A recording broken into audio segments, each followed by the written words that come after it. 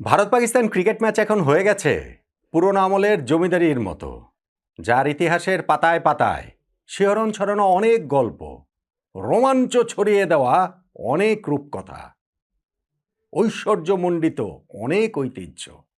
কিন্তু ইতিহাসটাকে টান মেরে বর্তমানে নিয়ে আসবেন যখন, সাথে সাথে সব ফুটুস ঐতিহ্যের কঙ্কাল বেরিয়ে পড়ে। সেটা আর জমিদারি গল্প থাকে না, প্রজাদের গল্পই হয়ে যায়। খুবই সাধারণ, নিতান্ত আটপৌরে একটা গল্প হয়ে যায়। এই যে ভারত পাকিস্তান ম্যাচ ঘিরে এত উত্তেজনা, এত উন্মাদনা, এত রোমাঞ্চ, পুরো ক্রিকেট বিশ্ব এর দিকে তাকিয়ে থাকে। পুরো ক্রিকেট ওয়ার্ল্ডের এটা দি ম্যাচ, যেই ম্যাচটাকে ঘিরে শত শত কোটি টাকার আনাগোনা হয়। আইসিসির মূল অর্থনৈতিক চালিকা শক্তি যেই ম্যাচটা, সেটা কি আসলে একটু ওভার হাইপড? এটা কি আসলে একটু বাড়াবাড়ি? মাঠের স্পোর্টিং পয়েন্ট অফ ভিউ থেকে যদি ধরি, এই যে টি-20 বিশ্বকাপের ম্যাচটা ভারত যে পাকিস্তানকে হারিয়ে দিল, উড়িয়ে দিল, গুড়িয়ে দিল, এটাই তো হওয়ার কথা ছিল। সাম্প্রতিক সময় তো সেটাই বলছে।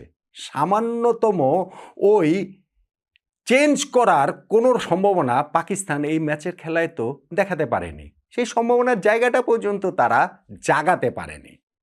তাহলে এই ভারত পাকিস্তান ম্যাচের যে আরেকটা আলোচনা আমি দেখতে পাচ্ছিলাম যে বাংলাদেশ ভারত ম্যাচ বরং আরও বেশি রোমাঞ্চকর। সত্যি সত্যি ভারত পাকিস্তান ম্যাচের চেয়ে বাংলাদেশ ভারত ম্যাচ রোমাঞ্চকর? ভারত পাকিস্তানের ম্যাচ বাংলাদেশ ভারত ম্যাচ দিয়ে রিপ্লেস করা যায়? ওদিকে আমার এক বন্ধু যে আজকে আবার আমাকে ফোন করে বলল, ইটালির খেলা দেখেছিস? এই বিশ্বকাপে নেপালের খেলা দেখেছিস? যুব ক্রীড়া মন্ত্রণালয়ের উপদেষ্টা doctor Asif Nazrul Bangladesh cricket board president Aminul Islam Bulbul ভাইকে ধন্যবাদ দে, মানে আমাকে বলছে বাংলাদেশকে এই বিশ্বকাপে পাঠায়নি, তাহলে বেইজ্জতি হয়ে যেত। কোনটা আসলে ঠিক? আমরা একই সঙ্গে এই দুইটা থিওরি তো ঠিক হতে পারে না যে ভারত পাকিস্তানের ম্যাচকে রিপ্লেস করার মতো ভারত বাংলাদেশ ম্যাচ, আবার বাংলাদেশ ওয়ার্ল্ড কাপে খেললে নেপালের সঙ্গে ইতালির সঙ্গেও নাকি বেইজ্জতি হয়ে যেত। ঘটনা আসলে কি একটু আলোচনা করে দেখার চেষ্টা করি। পাকিস্তান এখন ভারতের কাছে কোনো প্রতিদ্বন্দ্বী না, এইটা একেবারে ট্রু, কোনো রকম কোনো ভুল নাই। আপনি যদি পরিসংখ্যান দেখেন তাহলে সেটা আরও বেশি করে স্পষ্ট হবে। ধরেন এই ম্যাচটাতে ভারতের জয়ের পরে টি-20 ফরম্যাটের হিসাবটা দাঁড়িয়েছে যে 17টা ম্যাচে এই দুইটা দল পরস্পরের মুখোমুখি হয়েছে, তার মধ্যে 14টা ম্যাচে ভারত জিতেছে, পাকিস্তান জিতেছে মাত্র 3টা ম্যাচে। টি-20 ওয়ার্ল্ড কাপে 9টা ম্যাচে এই দুইটা দল পরস্পরের মুখোমুখি হয়েছে, ভারত 8টা ম্যাচ জিতেছে, পাকিস্তানের 1 জয়। ওয়ান ডে ওয়ার্ল্ড কাপে 8টা ম্যাচে পরস্পরের মুখোমুখি হয়েছে এই দুইটা দল, তাতে 8টাতেই ভারতের জয়, পাকিস্তানের জয় 0। অর্থাৎ ওয়ান ডে টি-20 মিলে ওয়ার্ল্ড কাপ নামের সঙ্গে যুক্ত রয়েছে এইরকম 17টা ম্যাচের মধ্যে ভারতের 16টা জয়, পাকিস্তানের জয় মাত্র 1টা। সো কীরকম এক পেশে হয়ে গেছে এই ভারত পাকিস্তান লড়াইটা, সেটা তো আসলে পরিসংখ্যানেই বোঝা যাচ্ছে। আর আপনি যদি এই দিনের ম্যাচের কথাটা তো বলেন, ভারতের কোনো ম্যাচ কি আসলে পাকিস্তান কোনো ক্ষেত্রে হতে পেরেছে? হওয়ার কোনো সম্ভাবনার জায়গাটা তারা তৈরি করেছে। এই যে ভারতের ঈশান কিষান একটা বিস্ফোরক ইনিংস খেললেন, 40 বলে 77 রানের একটা ইনিংস খেলেছেন। তার দলের বাকি সবাই মিলে বাকি 80 বলে ডাবল বল খেলেও 100 রানও করতে পারেননি, 98 রান হয়েছে।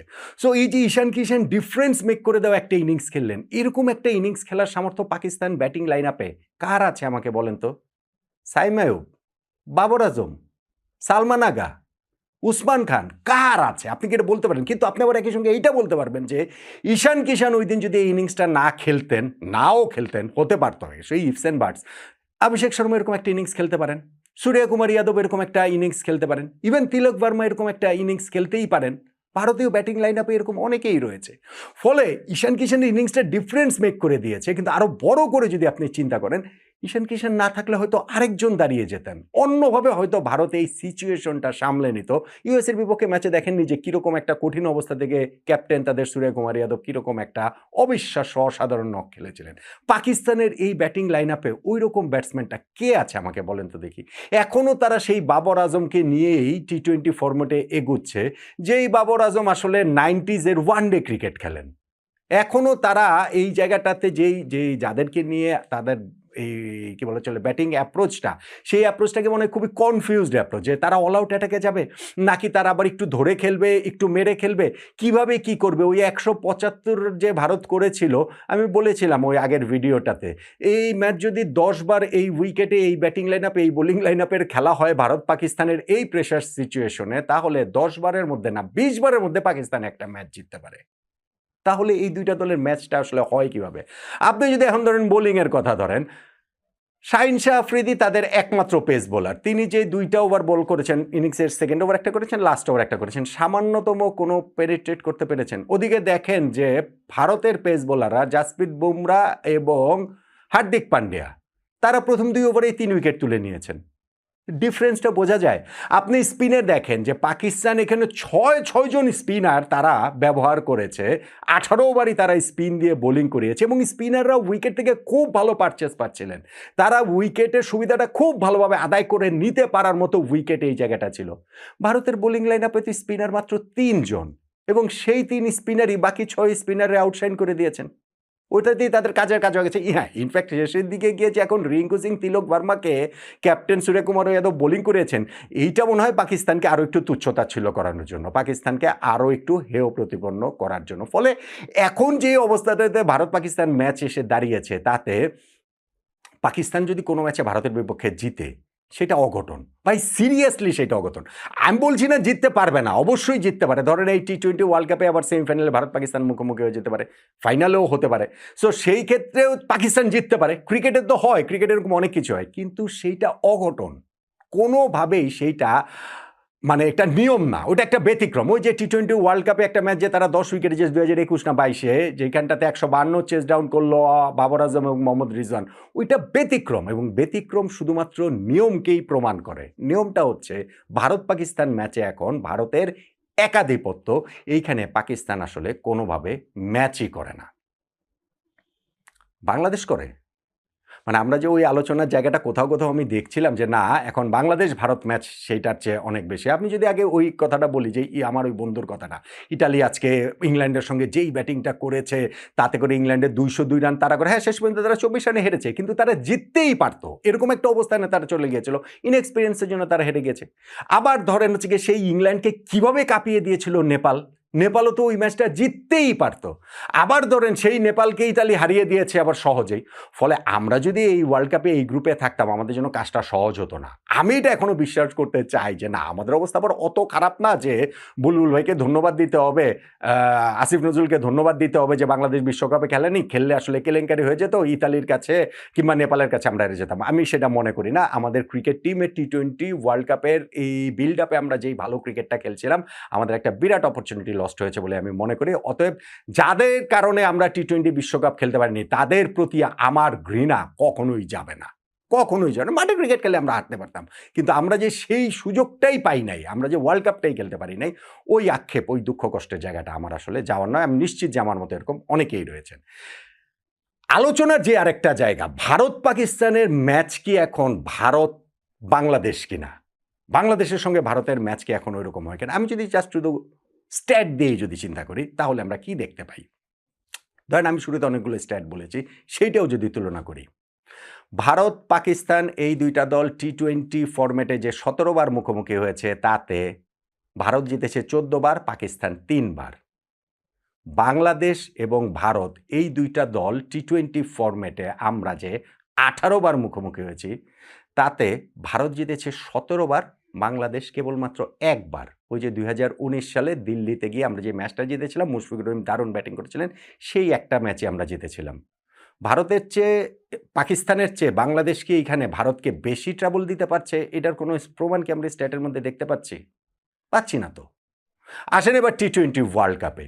টি-20 ওয়ার্ল্ড কাপে এই ভারত পাকিস্তান দুই দল মুখোমুখি যে এই 9টা ম্যাচের মধ্যে 8টাতে ভারত জিতেছে, 1টাতে পাকিস্তান জিতেছে। টি-20 ওয়ার্ল্ড কাপে বাংলাদেশ ভারত মুখোমুখি হয়েছে 5 ম্যাচে, 5টা ম্যাচেই ভারত জিতেছে। আমরা কি এই জায়গাটা তো পাকিস্তানের চেয়ে ভালো করবো এরকম কোনো প্রতিশ্রুতির জায়গাটা কি আছে? ওয়ানডে এবং টি-20 মিলিয়ে ওয়ার্ল্ড কাপ রয়েছে। এইরকম ম্যাচ ভারত পাকিস্তান খেলেছে মোট ১৭ বার, তার মধ্যে ১৬ বার ভারত জিতেছে, পাকিস্তান জিতেছে কেবলমাত্র একবার। ওয়ানডে এবং টি-20 মিলিয়ে ওয়ার্ল্ড কাপ নামের সঙ্গে সংযুক্ত রয়েছে এরকম টুর্নামেন্টে বাংলাদেশ এবং ভারত ম্যাচ খেলেছে ১০ বার, তার মধ্যে ভারত ৯ বার জিতেছে, বাংলাদেশ একবার মাত্র জিতেছে। সেই যে ২০০৭ সালে আমাদের পোর্টো স্পেনের সেই অবিশ্বাস্য জয় মাশরাফি বিন মুর্তজা, যেটাতে ম্যান অফ দ্য ম্যাচ হয়েছিলেন। এইখানটা তো কি ওই প্রতিশ্রুতির জায়গাটা রয়েছে যে না, পাকিস্তানের চেয়ে আমরা ভারতের বিপক্ষে ভালো কম্পিট করছি? কোনো জায়গাতে আসলে নাই। আর এন্ড অফ দ্য ডে যে হিসাব যেটা, সেটা হচ্ছে ভারত পাকিস্তানকে আপনি কিভাবে বাংলাদেশ ভারত ম্যাচ দিয়ে রিপ্লেস করবেন?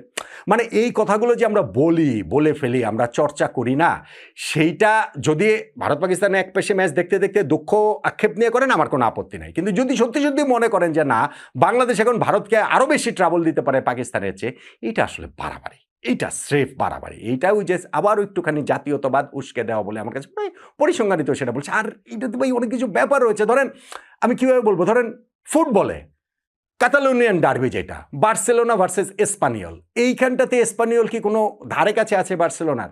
কিন্তু ওই কাতালান ডার্বিতে এই বার্সা এসপানিয়ল ম্যাচ সবসময় আলাদা গুরুত্বের দাবি রাখে, ওইটার একটা ব্যাপার রয়েছে। কিংবা ধরেন মার্সিসাইড ডার্বি ফুটবলে ইংল্যান্ডে লিভারপুল ভার্সেস এভারটন কি এখানে লিভারপুলের ধারে কাছে রয়েছে? নাই তো। কিন্তু মার্সিসাইড ডার্বি মানে Merseyside derby, Liverpool versus Everton মানে লিভারপুল ভার্সেস এভারটন। ঠিক তেমনিভাবে ক্রিকেটে ভারত পাকিস্তান মানে ভারত পাকিস্তানি। হ্যাঁ, ভারত এখন এখানে একাধিপত্য করছে, ভারতের কোনো ম্যাচই পাকিস্তান না। কিন্তু আমরা যদি নিজেদেরকে ওইটা ভেবে সুখ পাই যে না, বাংলাদেশ হচ্ছে গিয়ে পাকিস্তানের চেয়ে বেটার, পাকিস্তানকে ওইখানে আমরা মানে বাংলাদেশ ভারতের এখন এইটাই হওয়া উচিত, হচ্ছে গিয়ে ক্রিকেটের ডার্বি, এবং এইটাকেই প্রমোট করা উচিত, এটা হয় না ভাই। এগুলো শুধু আরও অনেক কিছু, যেটা শুধু ক্রিকেটেও ব্যাপার স্যাপার না। ভারত পাকিস্তান ওই দুইটা দেশের সম্পর্ক, রাজনৈতিক সম্পর্ক, বৈরিতা, কূটনীতি, ব্যবসা, কত বছরের কত কিছু রয়েছে সেইখানটা। এবং ক্রিকেটেও একটা খুবই একটা ঐশ্বর্যশালী পাস্ট রয়েছে, গ্লোরিয়াস একটা হিস্ট্রি রয়েছে। সেইখানটাতে আমরা যদি বলি যে না, দূর ও কিসের ভারত পাকিস্তান ম্যাচ, এর চেয়ে ভারত বাংলাদেশ ম্যাচই, বাংলাদেশ ভারত ম্যাচের গুরুত্বই এখন ওইটার চেয়ে বেশি হওয়া উচিত, এবং ওইটাকেই আসলে কমার্শিয়ালি দি ম্যাচ হিসাবে আসলে পোর্ট্রে করা উচিত, দেখা উচিত।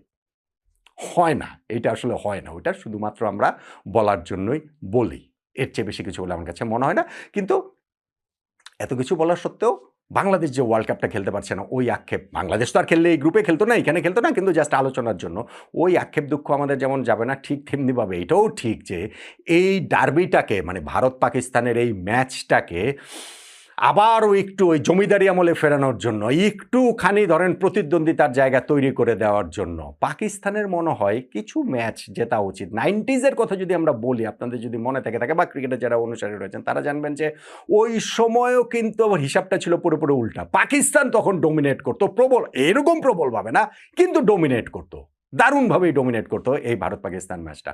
পাকিস্তানের বোধহয় এখন কিছু ম্যাচ জেতা দরকার ভারতের বিপক্ষে, এই ভারত পাকিস্তান ম্যাচের মহিমাটা অন্ততপক্ষে ক্রিকেটীয় পার্সপেক্টিভ থেকে একটুখানি আবার পুরনো আমলে ফিরে নেওয়ার মতো। যদিও নিকট ভবিষ্যতে ওরকম কোনো কিছু হবে, পাকিস্তান ভারতকে চ্যালেঞ্জ জানাতে পারবে, একটা দুইটা ম্যাচ জিততে পারে, কিন্তু ওই যে চ্যালেঞ্জ জানাতে পারবে, চোখে চোখ রেখে ক্রিকেটীয় লড়াইটা করতে পারবে, সমানে টক্কর দিতে পারবে, ওই জিনিসটার কোনো সম্ভাবনা আমি তো অন্ততপক্ষে দেখতে পাচ্ছি না।